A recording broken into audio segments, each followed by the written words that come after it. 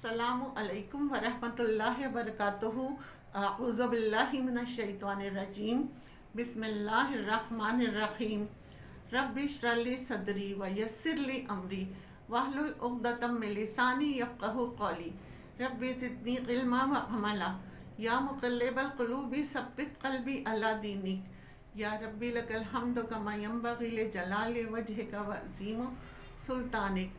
हम पढ़ रहे हैं सूरह अल-बक़रा का तर्जुमा और तफसीर। आज की आयत नंबर 22 और 23 इसका तर्जुमा और तफसीर पढ़ेंगे।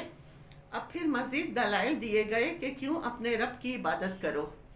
इसलिए कि अल्लज़ी जअला लकुमुल अर्दा फ़िराशन, वही तो है जिसने तुम्हारे लिए ज़मीन को बिस्तर बना दिया, बिछोना बना दिया, आरामदाह जगह बना दी। वस्समाअ बिनाअ, और आसमान को छत बना दिया। मतलब अल्लाह ने आसमान को प्रोटेक्शन यानी छत बनाया। अल्लाह ने आसमान की 7 मजबूत तहें बनाई। आसमान में सिर्फ अल्लाह ही बना सकता है, इंसान का तो वहाँ हाथ ही नहीं जा सकता, या कोई दुनियावी कंट्रोल उसे नहीं कर सकता। ये अल्लाह ने हमारे लिए बनाया। आसमान से इतने सितारे टूटते हैं, गिरते हैं, शहाब साक़िब। ज़मीन और आसमान के दरमियान अगर हिफाजत की दीवार ना होती तो ये सारी चीज़ें आकर हमसे टकराती और ज़िंदगी बाकी ना रहती। तो अल्लाह ताला हमारी इस सारी चीज़ों की तरफ हमें मुतवज्जा फरमा रही हैं ताकि हम अल्लाह की इबादत की तरफ माइल हों। व अनज़ला, और उसने उतारा, मिनस समाई, आसमान से, माअन, पानी। अब यहाँ समा से मुराद दूर का आसमान नहीं, इससे मुराद आसमान और ज़िंदगी के, आसमान और ज़मीन के दरमियान जो जगह है, खला है, उसकी बुलंदी की जगह। यहाँ मुराद बादल हैं।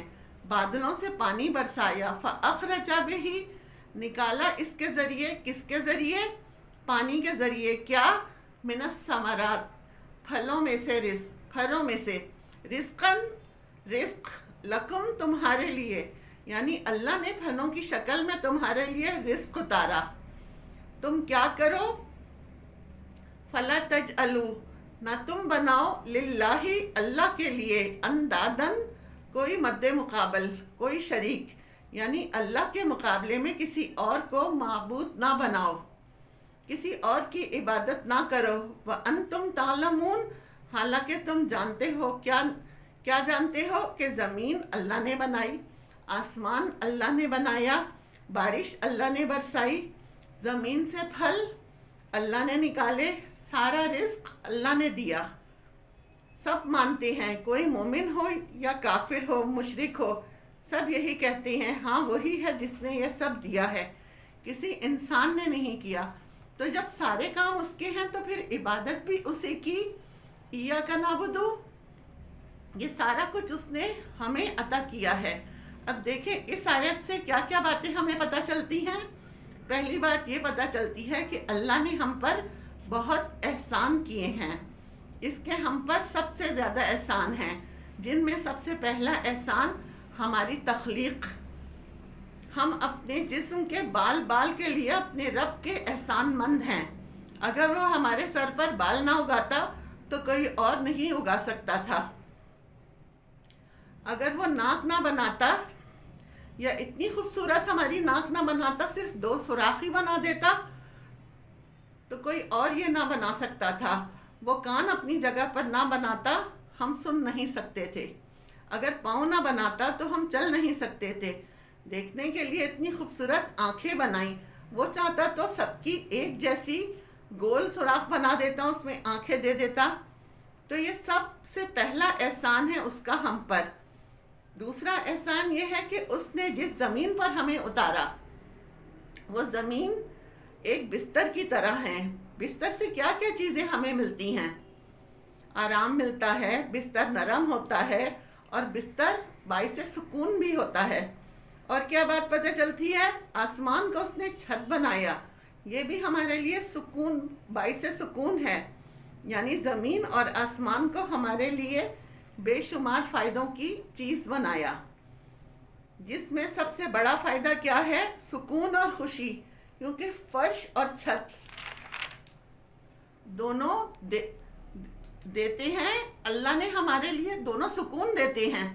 اللہ نے ہمارے لیے پانی اتارا اور اس پانی کے ذریعے پھل پیدا کیے۔ پانی پی کر بھی انسان کو کیا ملتا ہے؟ سکون ملتا ہے۔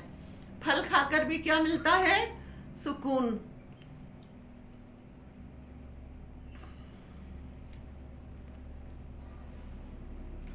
اور سکون رزق کھا کر بھی ملتا ہے۔ سکون تو یہ ساری چیزیں ہمارے لیے باعث سکون ہے۔ تو یہاں اللہ تعالیٰ اپنی نعمتوں کا ذکر کر رہے ہیں تاکہ ہم شکر ادا کر کے اس کی عبادت کریں۔ وَإِن كُنتُمْ، اور اگر ہو تم، فی ریبن، کسی شک میں، مما، اس چیز کی طرف سے، نزلنا، جو نازل کی ہم نے۔ کون سی چیز نازل کی اللہ نے؟ قرآن مجید۔ اگر تمہیں اس بات میں کوئی شک ہے کہ یہ کتاب ہم نے اتاری ہے علی عبدنا، اپنے بندے پر اتاری، یعنی نبی صلی اللہ علیہ وسلم پر، فاتو، تو لے آؤ، بصورتن، کوئی صورت، من مثلہ، اس کی مانند، اس صورت جیسی کوئی صورت تم بھی بنا لاؤ، اگر تم یہ سمجھتے ہو کہ یہ اللہ کی طرف سے نہیں۔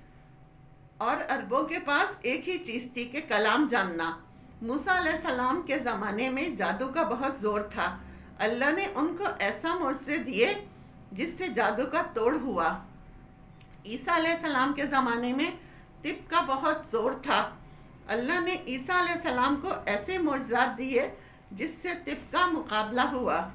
محمد صلی اللہ علیہ وآلہ وسلم کے زمانے میں عربوں کے پاس نہ جادو تھا نہ طب تھی، کیا تھا؟ زبان۔ زبان کے ماہر تھے۔ اللہ نے ایسا کلام اتارا کہ ان کو بے زبان کر دیا۔ تو اسی لیے چیلنج کیا جا رہا ہے کہ اگر تم یہ کہتے ہو کہ یہ کتاب اللہ نے نہیں بھیجی، محمد صلی اللہ علیہ وآلہ وسلم نے خود لکھ لی ہے، تو کیا کرو؟ اس جیسی ایک صورت لے آؤ۔ اگر ہم کوئی کتاب پڑھتے ہیں تو ایک سے دوسری مرتبہ پڑھ لیتے ہیں تو ہمارا انٹرسٹ اس میں نہیں رہتا، لیکن قرآن وہ واحد کتاب ہے کہ جتنی دفعہ پڑھو کم ہے۔ ہر دفعہ نیا مطلب سمجھ آتا ہے۔ یہ ہر دور کے لیے ہے، یہ قیامت تک کے لیے ہے، اور دل ہے کہ اس سے بھرتا ہی نہیں۔ تو ان کو چیلنج کیا گیا ہے کیا؟ کہ تم بھی اس جیسی کوئی کتاب لے آؤ۔ وَادْعُوا شُهَدَاءَكُمْ، اور بلا لو اپنے گواہوں کو، اپنے مددگاروں کو۔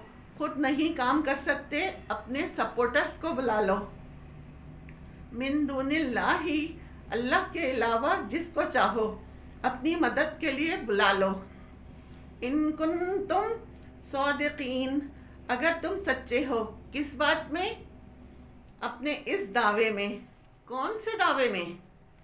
کہ یہ کتاب اللہ کی طرف سے نہیں ہے، محمد صلی اللہ علیہ وسلم نے خود گھڑ لی۔ وآخر دعوانا ان الحمد للہ رب العالمین۔